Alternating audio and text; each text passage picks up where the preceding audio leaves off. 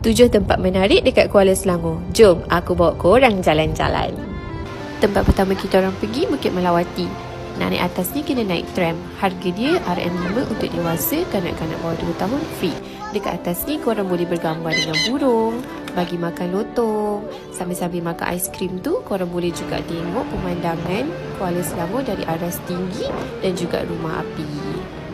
Tempat kedua kita orang pergi Hussein Fauzi Farm. Buka pukul 10 pagi sampai 6 petang.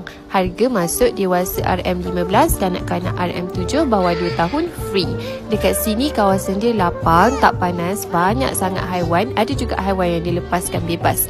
Boleh juga bagi makanan. Dekat sini RM5 untuk 1 jug makanan. Ada aktiviti pony ride, RM5 untuk 1 round. Banyak sangat aktiviti boleh buat kat sini. Tempat ketiga Tram Celurut. Naik tram ni harga dia RM5 untuk dewasa, kanak-kanak bawah 2 tahun free.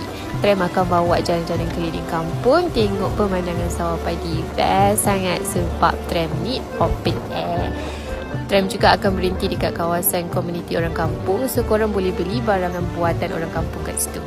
Tempat keempat kita orang ambil Eagle Feeding package daripada Sky Mirror. Ini adalah harga yang dia kuat.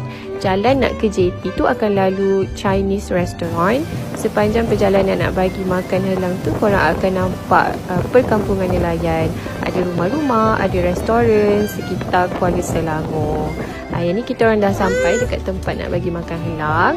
Banyak sangat helang yang akan turun bila abang bot ni campak makanan dekat tengah-tengah tu. Diorang akan berkerumun dekat situ. Sama konsep macam dekat Langkawi, cuma ini lebih murah.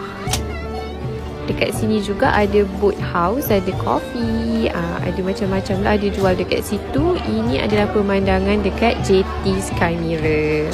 Tempat kelima kita orang lepak dekat Pantai Remis sambil layan sunset. Dekat sini ada banyak gerai-gerai jual makanan dan juga aktiviti yang korang boleh buat.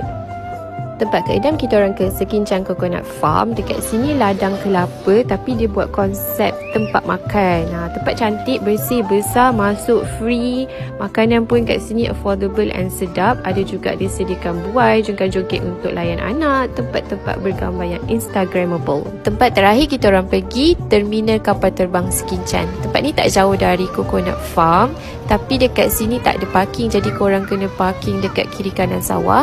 So park kereta korang elok-elok. Dekat sini dia letak kapal terbang dekat tengah-tengah sawah tu. Jadi kita orang ambil package drone dengan abang dekat tepi sawah tu. Harga dia 3 video RM30, 4 keping gambar RM10. So kita orang ambil package terus RM40. Pada aku worth it lah.